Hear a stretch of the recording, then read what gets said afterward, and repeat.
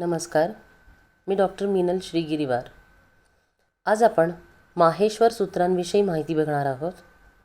ही माहेश्वर सूत्र म्हणजे काय, ही कोणी रचली, ही किती आहेत, त्यांचं व्याकरणशास्त्रात महत्त्व काय आहे आणि त्यांचं उच्चारण कसं करायचं।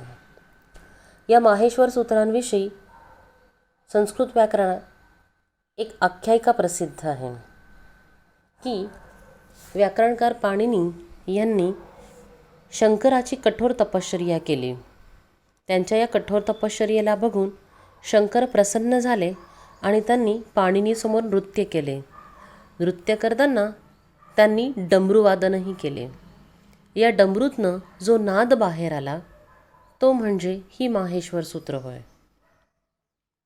नृत्तावसाने नटराजराजो ननाद ढक्काम नवपंचवारम उद्धर्तु कामः सनकादिसिद्धान एतद् विमर्शे शिवसूत्रजालम। शंकरांनी नटराजाने जो ढक्का निनाद केला तो नवपंचवारम म्हणजे 14 वेळा केला आणि त्यातनंच शिवसूत्रजालाची निर्मिती झाली आहे। हे सूत्र साक्षात महेश्वराकडनं प्राप्त झाल्यामुळे यांना माहेश्वर सूत्र म्हणतात। नवपंचवारम म्हणजे 14 वेळा ढक्का निनाद केल्यामुळे 14 माहेश्वर सूत्र त्यातनं बाहेर आलीत आणि त्यांनाच घेऊन पाणिनीने या माहेश्वर सूत्रांची रचना केली। यांचं उच्चारण ऐ उण रुलरुक ए ओंग ऐ औच हयवरट लण यमंगणनम झबय घडदश जबगडदश ख फ छ ठ त चटत कपय शशसर हल अशा पद्धतीने करतात। या माहेश्वर सूत्रांना व्याकरणशास्त्रात अतिशय महत्त्वाचं स्थान आहे। ही माहेश्वर सूत्र म्हणजे संस्कृतची 12 खडीच म्हणता येईल।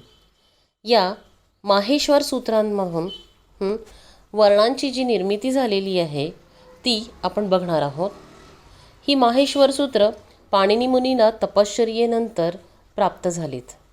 शिवाच्या डमरूतून निघणाऱ्या ध्वनीद्वारे प्राप्त झाली अशी आख्यायिका आहे। या माहेश्वर सूत्रांमध्ये एकूण 9 स्वर आणि 34 व्यंजनं आहेत। अच म्हणजे स्वर।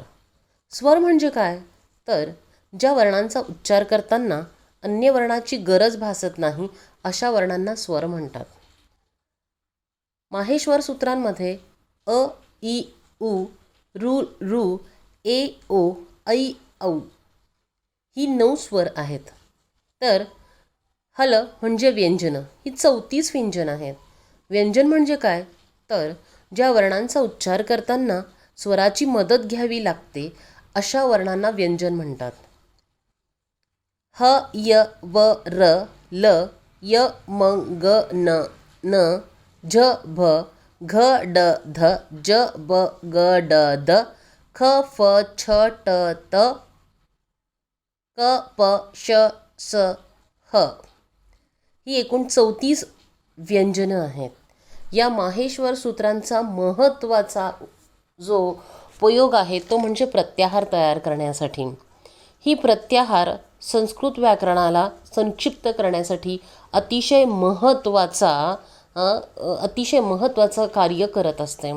म्हणून या माहेश्वर सूत्रांमुळे निर्माण होणाऱ्या प्रत्याहाराचं अतिशय जास्त महत्त्व व्याकरणात आहे। ही प्रत्याहार कशी तयार करायची हे आपण नंतर बघूया। धन्यवाद।